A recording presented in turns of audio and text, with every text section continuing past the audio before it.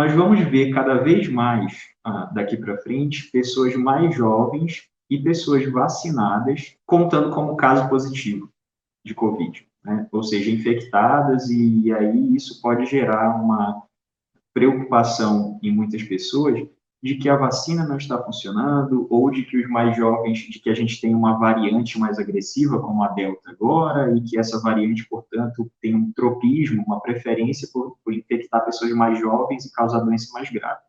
Isso não é bem verdade. Tá? Por que que não é bem verdade?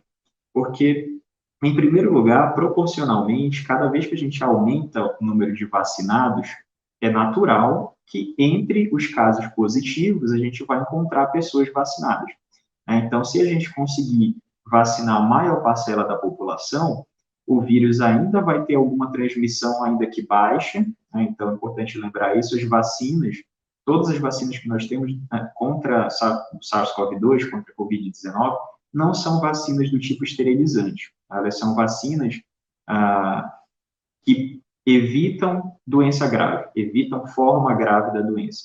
Então, essas vacinas, por não serem esterilizantes, elas não eliminam, não acabam com a transmissão do vírus. Então, mesmo estando vacinado com as duas doses, eu ainda posso me infectar e transmitir. Mas existe uma probabilidade mais baixa associada à transmissão de um indivíduo plenamente imunizado, né, em comparação a pessoas não imunizadas. Por quê?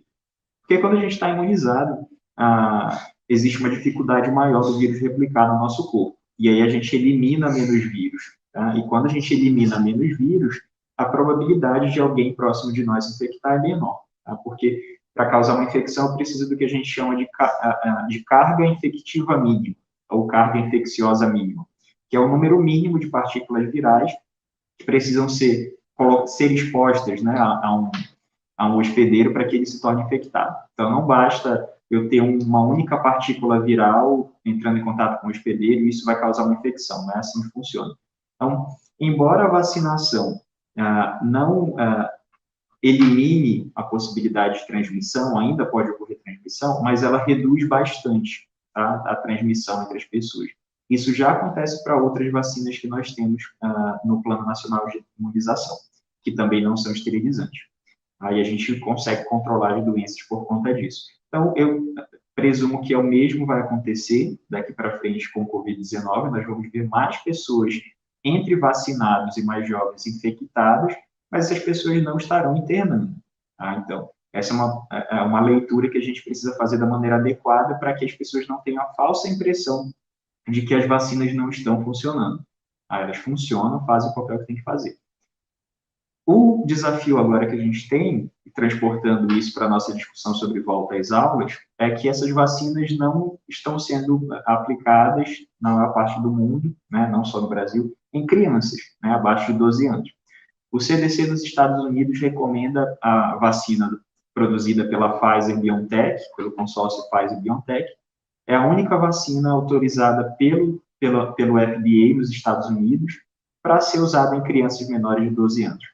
Então, lá existe essa possibilidade, aqui no Brasil a gente não está discutindo isso ainda. Então, tem uma série de coisas que a gente precisa começar a discutir rapidamente aqui no Brasil, em termos de medidas que a gente precisa adotar se estivermos realmente considerando retorno seguro às aulas. Então, o retorno que está acontecendo agora, em alguns lugares que estão abrindo escolas e que estão abrindo universidades para atividades presenciais, ele não me parece, na minha avaliação, não parece um retorno seguro. Não me parece que está sendo feito da maneira adequada. E digo isso porque, de novo, não temos a maior parte dessa população vacinada ainda no Brasil inteiro. Tá? E, quando eu digo vacinada, é plenamente vacinada com as duas doses.